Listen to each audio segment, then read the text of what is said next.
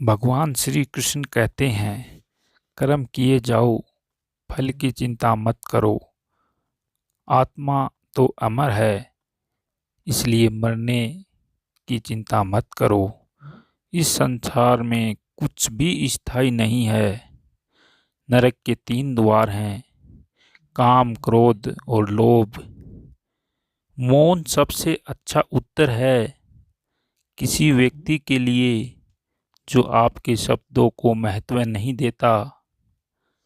आत्मा का अंतिम लक्ष्य परमात्मा में मिलना होता है।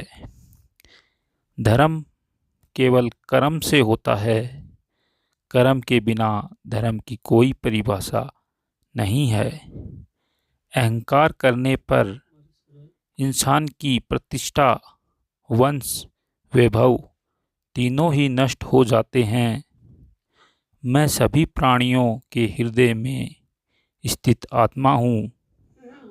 मैं सभी प्राणियों का आदि, मध्य, अंत भी हूँ।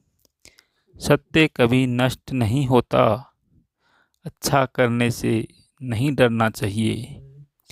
भगवान श्री कृष्ण कहते हैं, आप केवल निस्वार्थ भाव से कर्म कीजिए, केवल वही आपके हाथ में है। मनुष्य कितना भी गोरा क्यों न हो, परंतु उसकी परछाई सदैव काली होती है। मैं श्रेष्ठ हूँ, यह आत्मविश्वास है, लेकिन मैं ही सर्वश्रेष्ठ हूँ, ये अहंकार है। व्यक्ति जो चाहे बन सकता है, यदि विश्वास के साथ इच्छित वस्तु पर लगातार ध्यान चिंतन करे। प्रेम सदैव माफी मांगना पसंद करता है और अहंकार सदैव माफी सुनाना पसंद करता है। जो रास्ता ईश्वर ने आपके लिए खोला है, उसे कोई भी बंद नहीं कर सकता। मनुष्य का जीवन केवल उसके कर्म पर चलता है। जैसा कर्म होता है, वैसा ही जीवन होता है। एक बार माफ करके अच्छा बन जाओ, परंतु दोबारा उसी इंसान पर भरोसा करके बेवकूफ़ कभी ना बनो। भगवान श्री कृष्ण कहते हैं, मन की गतिविधियों, होश और भावना के माध्यम से भगवान की शक्ति सदा आपके साथ है।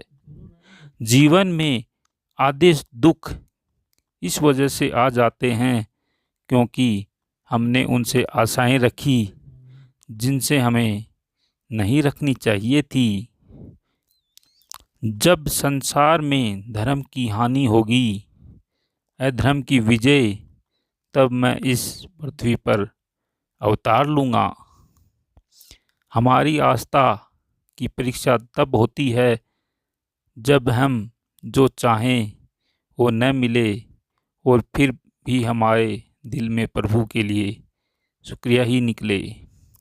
जो बात सच पर आधारित हो, उसे कहने या ना कहने या मानने से कभी नहीं डरना चाहिए।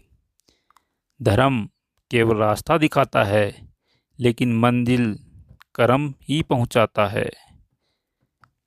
जिस मनुष्य ने जवानी में बहुत पाप किए हैं, उसे बुढ़ापे में नींद नहीं आती है। आज वो तुम्हारा है, कल वो किसी और का होगा। ये संसार का नियम है। परिवर्तन इस संसार का नियम है। जो कल किसी का था, कल किसी और का होगा। आप वही हैं जिसने आप विश्वास करते हैं। आप वह है जो सिर्फ भगवान पे विश्वास करते हो। श्री भागवत कृष्ण के अनमोल वचनों को सुनने के लिए धन्यवाद।